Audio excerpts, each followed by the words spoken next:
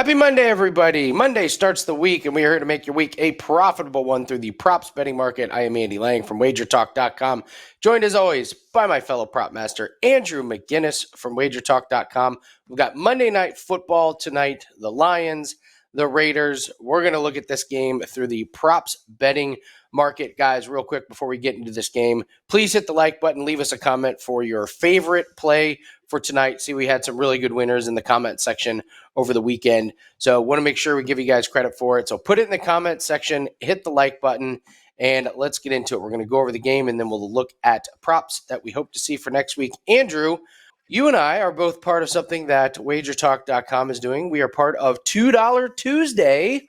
That means that both you and I will have $2 Tuesday packages available tomorrow.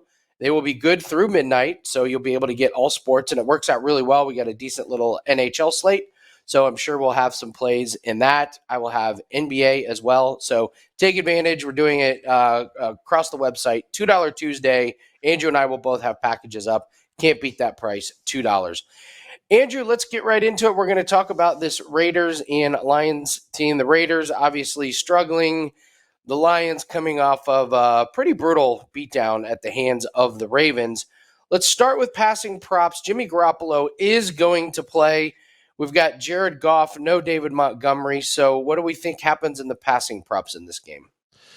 So, Andy, a lot of times when I'm looking at passing props, it's not as much about betting on somebody as it is betting against kind of what another team is doing. And the thing is with this Raiders team is they're giving up yards on the ground to everybody they play. And so I think that although you mentioned some injuries there for the Lions, I just don't think it's going to be necessary for Jared Goff to have to throw the ball all game long. We know what they've been capable of. We know that they've been top 5 in points per game, putting up a ton of yards. But I like Jared Goff under 264 and a half passing. I just don't think it's necessary for him.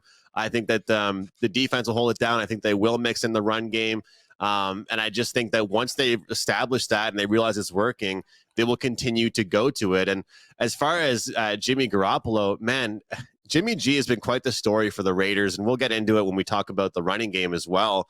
But for me, look, I've told you since I met you and started doing prop shows that for some reason I was always nervous about taking interception props. Tonight I'm not going to be. This is a pass rush that gives nightmares to opposing quarterbacks. Jimmy Garoppolo is not a quick decision maker. He is a quarterback that is made for someone that has like 10 seconds of time to make a play. When he is under stress, he does not make the right play. I could easily see him throwing an interception. But I want to look at some of the games that he's played in recently, looking at New England, Green Bay, and Pittsburgh. Those few games weren't really against the most elite offenses, Andy, right? And I'm talking about my Packers that I don't even want to get into today. We're going to keep it peaceful here. But when I look at this team, I think that they're going to have to throw the ball a ton. And we saw even against Pittsburgh, he had 44 pass attempts. I think I'm going to look towards the over on pass attempts for Jimmy Garoppolo because the ground game hasn't been able to get established. And they just find themselves down in games early. They have to crawl back in the second half. And besides like 1 or 2 plays per game, they're not going deep downfield. They're not making big highlight plays.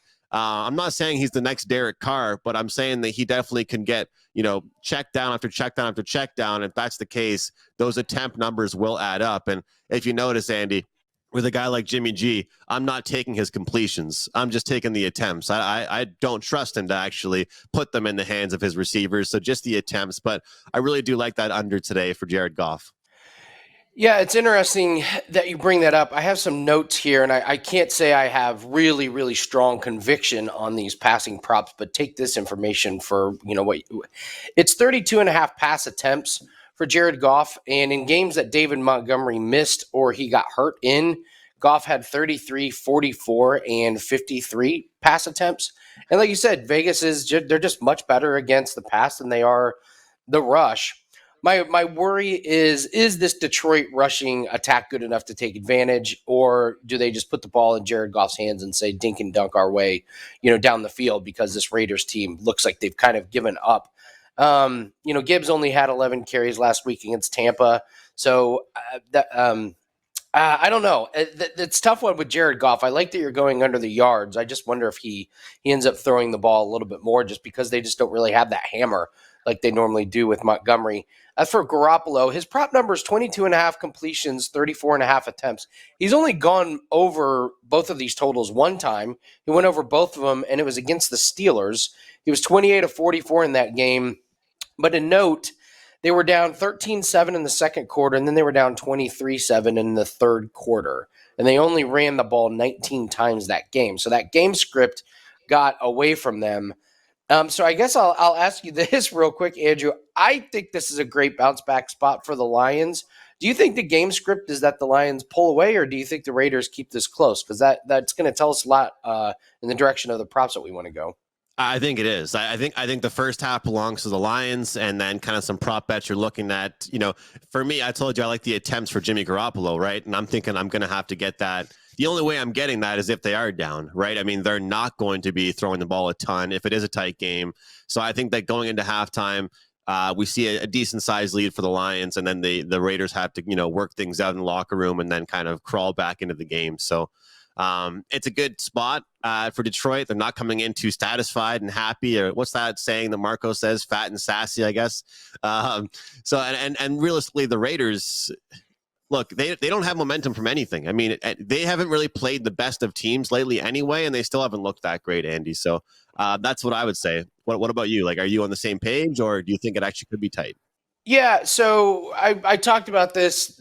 Lamar Jackson is now 17-1 against the NFC. It's so hard for NFC teams who have never seen him before to get ready for this offense. We saw it against Arizona. Arizona gets worn down, and they did the same thing to Detroit. I don't take too much away from that Detroit game last week. That's going to be the worst defensive game they play. And with all due respect, Jimmy Garoppolo is not Lamar Jackson. Breaking news. So I don't think that this Raiders team presents nearly the issues that the Ravens do. And this is a Lions team that the coach has no problems motivating. These players buy into the coach. I think this is where this coach is going to be at his best, which is, we got to get revenge from last week. We got our butts whipped. No, not this week. So I'm with you. I think this defense plays out of its mind tonight. And I think this is going to be a long one for Vegas. I like where you're going with Garoppolo over the attempts. I think that's a good one. It kind of segues into our rushing props. My first one I have noted is Josh Jacobs under 63 and a half rushing yards. He went over against New England and Green Bay. Those were games they won. This is the best rush defense they will have faced this season. Going into that game against Baltimore, Detroit was the number one rush defense in terms of yards allowed per game. After that game, it's now Philly, but it's Detroit and Philly kind of going back and forth between who's number one. And this is a Detroit defense that I think is going to say, we just need to stop Josh Jacobs and we're going to be good. So I think it's a tough night for Josh Jacobs. I looked at maybe his rush attempts thinking, oh, what if this guy rushes it 17, 18 times, but it only gets like 50 yards. But in the end, I just don't see him breaking a long one. I don't see the game script where the Raiders are going to run out the clock. So I got Josh Jacobs under. Andy, I don't know if you agree with me, but I think it's one of the best feelings in the world when you take somebody like over on their attempts, but they go under their total for yards. It's like, man, I knew this guy would get the ball a lot, but he sucks. Like I knew he'd get the ball a lot, but he can't do anything with it.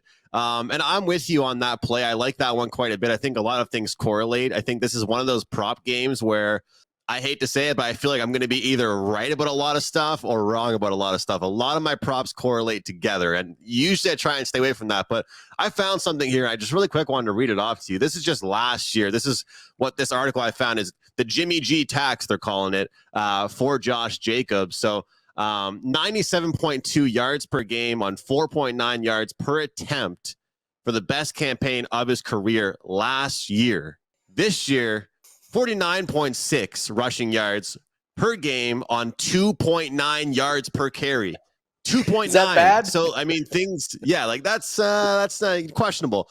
So, I mean, things have changed. And I think that people don't realize that, like, how important the passing offense is to a running game. And obviously most football fans should, but I like how you brought those games up. I mean, I talked about it as well with New England and Green Bay and things like that. But in those games in particular, they were favorable games for them to be running the ball a lot. My handicap here is telling me that in the second half, there won't be many opportunities for them to run the ball very often. So hence the pass attempts prop. So I think that let's put it this way, Andy. How about this? We'll put it this way. I think that I'm either going to go 2-0 on the attempts on Jacobs under or 0-2. I don't think those split. I think it's one or the other. And you talk about Jahmyr Gibbs and kind of workload there. When I was looking at the scores for Raiders games, just against all the teams that they've played recently, they haven't just had one guy. They've had 2, 3, 4. Like they've had like anybody possible on the roster against them running the ball. Like if you look at the most recent games the Raiders have played, there's been at least like 5 or 6 players that have rushed against them. And a lot of the guys have actually gone under a lot of the quarterbacks have gone under their passing total because so many guys are running the ball. And you talk about attempts here. I think that Jahmyr Gibbs attempts could be a good one. And I wanted to ask you, I know it sounds funny to call something obvious, but do you feel like that with the injury to Montgomery and looking at this situation and, hyping up this weak 25th ranked rush defense, do you think that looking at him, that it's kind of that number's too high and, obviously the books know what we know, or Jahmyr Gibbs could be a play? I stared at this number. I was like 70 and a half, 70 and a half of the rushing total for Gibbs. And then you look at it and you kind of go, yeah, I guess I kind of get it. Let me look up his numbers here, but he's been on track in a couple of these games. Last week, even in the blowout, he had 11 carries for 68 yards. He had a long of 21. Green Bay, 8 for 40. He did go over against Atlanta. That was a game that David Montgomery was not there. So I'm seeing some pretty good success. He's gone over his longest rush 3 games out of 5. And I wonder if taking over 15 and a half on his longest rush might be interesting because he is so explosive. It wouldn't surprise me if he broke a long one against this Raiders team. I can't get to the window at 70 and a half to go over, but at the same time, I'm not playing under because there is a chance that he could be the guy that showcases that, oh no, he can be the guy to run out the clock. He can be our guy in crunch time in the fourth quarter. I'm not willing to roll the dice on it. It's an intriguing number. I'd rather play it safe than sorry, but I stared at it for a long time. In the end, I couldn't get there on a Gibbs rushing prop. It's the numbers there. The number is what it is for a reason, right? And I think that's kind of for me what set it back is that if they do the check downs like you talked about, if he doesn't break off for a few big ones, then we're kind of screwed there. But I like where we're going so far. Let's take a look at receiving numbers of a lot of receiving yard props. The one that jumped out to me, and sometimes it's just better to keep it simple, Jacoby Myers over 4.5 receptions. He's gone over in every game except the one he got hurt and left in. It's a little bit juicy. It's minus 140 at the time of recording this. But I got to say, of all the player props, that's the one that jumps out to me. Andrew, if we both like Jimmy Garoppolo to throw the ball a lot, he's basically got 2 targets. He's got Jacoby Myers and he's got Davante Adams. And we get a little discount here because Davante is at 5.5 receptions. Jacoby Myers is at 4.5. I think the Lions passing props are interesting because I think Goff does throw the ball quite a bit just because Montgomery's not there. But the books are on to us with this one. I think the lines are pretty accurate, and I don't see much value in any of the Lions receiving props. But I'm going Jacoby Myers. He's got good rapport with Garoppolo. I think he goes over 4.5 again. What do you think? Yeah, I mean, there's sometimes you look at a guy and you think that, well, everybody knows it's going to him. What are the other options? And you try and look for other guys, and then that's just the guy that gets the ball a ton of times. And I think that's the scenario here with this team. We've even seen Davante Adams, kind of numbers drop off. I think overall people have probably had more success taking Jacoby Myers and taking him touchdown prop and taking him receiving yards just because his numbers have been a lot more favorable than the numbers have been for Davante Adams. But having said that, Andy, I like the going into this one, I actually like the number on both tight ends. So Michael Mayer and Sam Laporta. The Lions, one weakness they have is they allow the fifth most targets to tight ends. And I'm trying to find guys that have chemistry with Jimmy G. Okay, it's not easy. And he talked about some of the main guys, and Michael Mayer, when he has played against Jimmy, or played with Jimmy G, averaging 3.5 receptions for 57 yards per game, and his number set at 21.5. Those to me, the kind of the low hanging fruit props. When you look at a game like this and a team like Vegas, maybe that's what you want to look at every now and then, because he only needs 2 catches to get over it. A guy like Devontae Adams, or, a guy like Jacoby Myers, even though they're going to get the ball a ton, their numbers are so much higher. So I look at him and Detroit, you talk about checkdowns. I mean, I know I expect them to run the ball quite a bit, but Sam Laporta is just always open up the middle, I think, and I feel like this Raiders team could struggle against him. And again, it's a lower number. And if I do like the under on passing yards for Goff, then at the same time, I don't really want to take one of their guys that has a huge number, because I don't know how many times he's going to get the ball. So, Andy, it's a tight end game for me, both tight ends. I was looking at Michael Mayer over 12.5 on his longest reception. That one seems pretty low. When you look at his numbers, he's gone over this number. I mean, he's got like 20 and a 30-yard catch. So, yeah, you mentioned chemistry. I know there was at least one adult film star that had good chemistry with Jimmy G a while back. So there's at least one. Over half. Take the over on that one. Couple of other props I do have to mention. Our boy Max Crosby to have a sack is only minus 130, and it's interesting. Jared Goff started off the year 1 sack, and then he got sacked twice. No sacks against Atlanta, but the last games he's been sacked 2 times, 3 times, and 5 times. Again, the Baltimore game, I'm kind of dismissing a little bit, but if he's going to get sacked 2 or 3 times, Max Crosby is going to be involved in those. So again, if the game script gets out of the way and he's not throwing the ball a lot, you might have some issues with that. And then Aiden Hutchinson, if we like the Raiders to throw the ball a lot, he could get a sack. Problem with him, though, is he's only got a sack in 3 games. His last 2, he has no sacks. The first 2 games, he did not have one. He's not been getting to the quarterback, and even his tackles are down. Only 4 and 3 total tackles and assists the last couple games. So Max Crosby would be a pretty good sack attempt or a sack prop. And then I have to bring up the Raiders team total under 19.5. They've scored over this total 1 time. That was against New England, where they really, really went out and put up a bunch of points, 21. That's their high. This team they cannot score. Like 12 points against the Bears, and they had 21. Even when they beat Green Bay, they scored 17 points. So this is a team that just doesn't convert in the red zone. It's tough. It's just tough to get there. I'm not really sure exactly why they're struggling to get over this total, because they do have Jacoby Myers and they do have Devontae Adams and Josh Jacobs, but it's just not happening. And on the road at Detroit against the mad Detroit team, I think they might struggle again to get over this team total. So, guys, please hit the like button if you're enjoying all of this gambling content. And all of myself and Andrew's plays can be found at WagerTalk.com. Tomorrow is $2 Tuesday, doing a company-wide sale here. Andrew and I will both have $2 packages up. They're good through midnight tomorrow, so you'll be able to get all of our sports. Customer Appreciation Day happens to fall on Halloween. So save up those $2, get some plays tomorrow. And Andrew and I will be featured on $2 Tuesday. Exciting stuff. Andrew, real quick, tell us what you have up. Tell us how puck time's going. How's the NHL looking? And then we'll get into props for next week. NHL's been good, Andy, and especially the props. They've been pretty steady. Not just doing shots on goal props this year. I know that's the same for you, diving into the player point props, all that good stuff.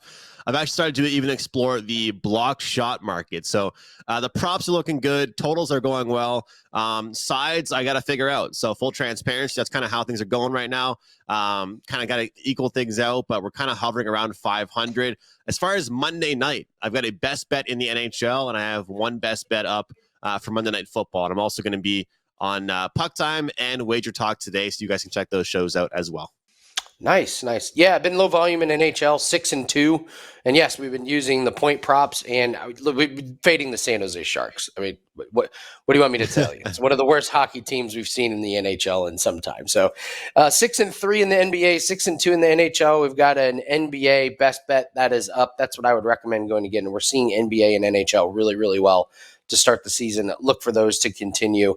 Let's talk about some props and numbers we hope to see for next week. Andrew, I'll start with probably my favorite. I said I thought when Deontay Johnson got back from the Steelers that their offense would look better, and look at yesterday for Deontay Johnson: 14 targets, 8 catches. I think he's just going to be their possession guy. Got banged up a little bit, but he came back into the game, and I hope to get 4.5 receptions at a decent number. I just think this is going to be who he is for this team. He's going to be the guy that eats up a lot of yards on important third downs. This is a volume guy, and it just seems like Pickens gets the touchdowns. Deontay Johnson is going to get the catches. So I'm hoping to get over 4.5 receptions for Deontay Johnson. What are some props you're looking at?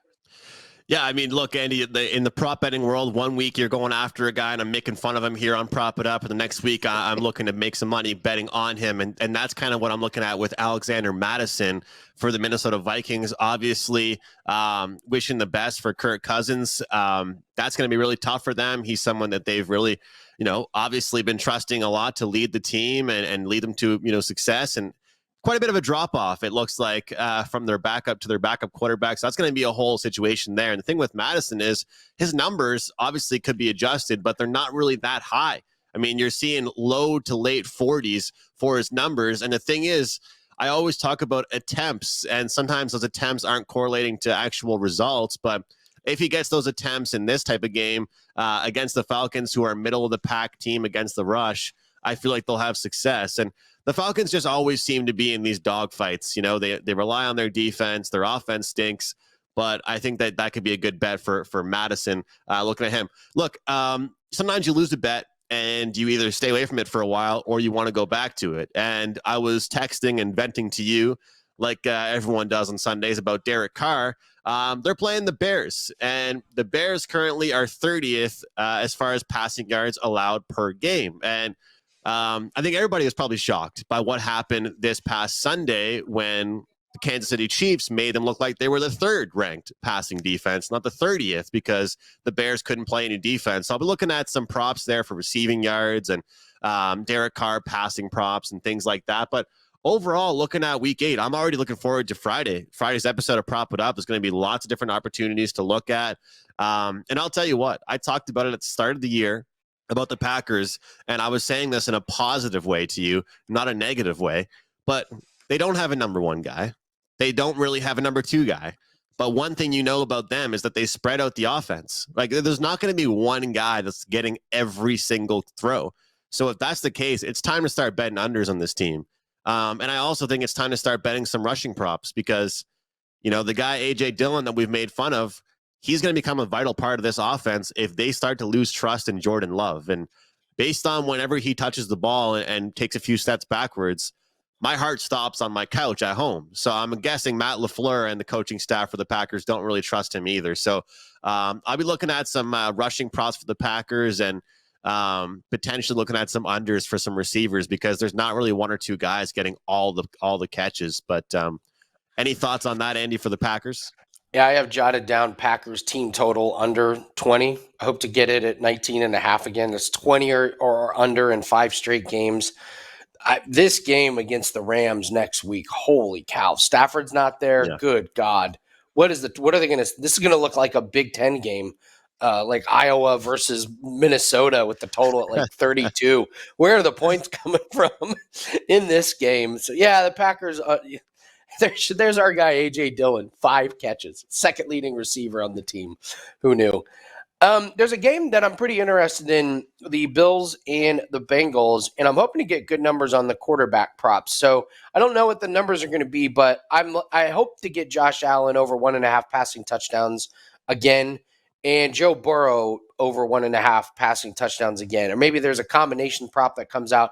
But Josh Allen is over in 5 straight games now over this 1.5 passing. They don't commit to running the ball. They certainly don't run the ball in for touchdowns. It's a passing team that's how they score. And then Joe Burrow looks healthy 3, 2, and 3 the last 3 games. So I think there's going to be passing touchdowns in that game. Talked about Dak Prescott. Listen, my handicap on Dak Prescott was when the games are close or the Cowboys are coming from behind, he goes way over his rushing total. Yesterday they were ahead basically from the opening kickoff, and he still went over his 15 and a half rushing. So they're going to be in a brutal game against the Eagles. So I think that game is definitely going to be close. I will love to go back to Dak Prescott over his rushing total. And I go back to Austin Eckler under. I hope to get like 45 and a half. They just can't run the ball.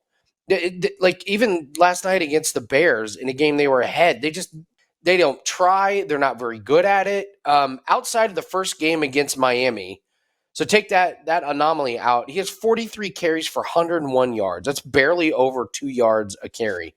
He's so much better in the passing game, and I think the Chargers have just kind of accepted that. Like, all right, well, we'll run Eckler a few times into the teeth of the defense, but really we just want to get him out in space. So if they keep throwing Austin Eckler up in the mid-40s, then I'm absolutely going to be taking him, and they're playing the Jets next week. So the Jets defense rush, I don't think we'll have any problem taking Austin Eckler out of the rushing game. But so it may be one of these like Eckler under his rushing, but over his receiving. So it'll be interesting next week. Like, I mean, if I'm making the lines, wouldn't you put Austin Eckler's receiving total higher than the running back or than his rushing total? Absolutely, right? So we'll see if because of opportunity given. Opportunity given has been there more for receiving. I got a question for you. What's the game of the week next week? Chiefs and Dolphins or Bengals Bills? I hope I know the right answer to that one, but both are great games. Yeah, both are great games. The third place is Cowboys Eagles. We have to throw that one in there just because if the Cowboys are able to get the win, then that division becomes really close. If the Eagles win that game, Eagles commanding lead. I think it's Chiefs and Dolphins. I think it's the Chiefs and the Dolphins. Kansas. Yeah, Kansas City's got to get back on track on offense, and then this Dolphins team, they've struggled when they play a good defense. They struggle, and this Chiefs is a pretty good defense. So I mean, I know the Chiefs lost. They had 4 turnovers. You know, one of them was a muffed punt. So that's an anomaly. That's not going to continue. So I think it's a really nice bounce back spot for the Chiefs here. So I'm assuming that's your game of the week, right? Sorry. Yeah, it was. But I wanted to ask you about the Bengals. I mean, do you think it's time to start looking at T. Higgins? Because Jamar Chase, like, remember there were so many talks about him. Then there was like the 7-Eleven partnership or all that. I'm always open, all these touchdowns and things like that. And then you look at the secondary option, T. Higgins, his number is so much lower at the majority of sports books. And in games like this, in games against teams like the Niners, like the Bills, the top of the top, it's kind of the second guy you want to look at least for me. Like I would rather look towards, Jamar Chase receptions and yards for T. Higgins because number one, you need less receptions to probably get over his weaker number, but he's like 30 yards less as far as his receiving yards total. This is the time of year where I start to look at the guys like T. Higgins, where I'm not saying they're kind of like the afterthought, but people look at the superstars. They won't go over, and then the second guy will go over. I think the Bengals are going to be able to do whatever they want in the passing game against this Buffalo defense that's completely banged up, and Buffalo just doesn't seem to be clicking on all cylinders. So, yeah, you're looking at, Joe Burrow was 28 of 32, only 4 incompletions against San Francisco. 10 of them go to Jamar Chase. And you're right. I mean, Higgins only had 5 catches, but he did have 69 yards. So he actually averaged more yards than Jamar Chase. So, yeah, I think you're onto something with T. Higgins. I will also bring up, you talk about the secondary guy. Can I bring up the sneaky secondary rusher for the Cincinnati Bengals who looks healthy? Joe Burrow. We're getting very, very low rushing numbers on Joe Burrow. Andrew, he had 6 carries for 43 yards. This was a guy we were taking under 8.5 to start the year because of the calf. He had a 20-yard rush. That to me says, okay, calf is good to go. So if I get a Joe Burrow rushing prop that's like 12.5 or 13.5, absolutely. I would love to jump on that one because Joe Burrow, when healthy, absolutely can rush. He can open up. So I thought 6 carries for Joe Burrow, 43 yards, including a 20-yard rush, was like, okay, now we can start taking Joe Burrow. We may get a nice couple-week window where the books haven't fully caught on, or maybe they set these totals and they use an algorithm, and I don't know if the eye test is part of it, but the eye test showed, okay, Burrow's ready to rush here on that one. So it's a sneaky one that I would be, it's a sneaky one that I would like to be looking at for this one. So, all right, guys, that's going to do it for us on Prop It Up. Make sure you hit the like button, leave us a comment. Make sure you tell us your best bet for Monday Night Football. And don't forget, $2 Tuesday tomorrow. Andrew and myself will have $2 packages up, get you all plays for Tuesday. So enjoy that. And make sure you are ready for Friday morning. We will be here to break down all of the NFL games for Sunday. Good luck on all your props tonight, everyone. Remember, you don't have to expose yourself to a ton of units tonight. It's just one game. If you had a rough weekend, take it easy tonight. If you had a great weekend, congratulations. You got some units to play with. Make sure you protect that bankroll. But good luck on all your bets tonight, everybody, and we will be back Friday on another episode of Prop It Up.